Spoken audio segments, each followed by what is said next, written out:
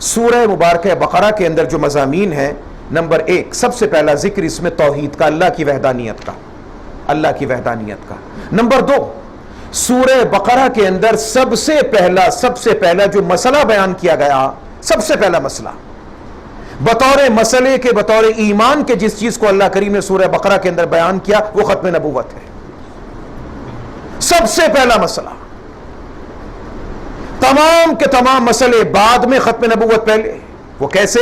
آپ دیکھیے اللہ تبارک و تعالیٰ فرماتے 4 آیت کے اندر سورہ بقرہ کی، پہلے اس مسئلے کو ہم سمجھ لیں، وَالَّذِينَ يُؤْمِنُونَ بِمَا أُنزِلَ إِلَيْكَ وَمَا أُنزِلَ مِن قَبْلِكَ، اے محمد صلی اللہ علیہ وسلم، نیک اور سچا بندہ، ایماندار وہ ہے جو ایمان رکھتا ہے اس کتاب پر جو آپ پر اتری اور جو آپ سے پہلے اتری۔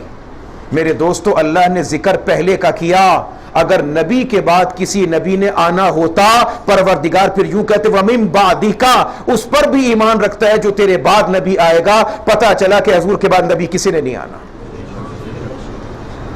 سورہ بقرہ کے اندر سب سے پہلا مسئلہ ختم نبوت کا مسئلہ بیان کیا گیا کہ جناب رسول اکرم سرور دو عالم صلی اللہ علیہ وسلم اللہ کے آخری پیغمبر اور نبی ہیں، آپ کے بعد کسی نے نبی نہیں آنا۔ یہ پروردگار نے اپنی توحید کے بعد اس قرآن کریم کی بڑی اور اہم سورت کے اندر سب سے بنیادی طور پہ اس مسئلے کو بیان کر دیا۔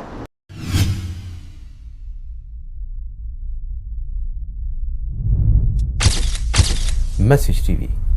This is your channel. This is your channel.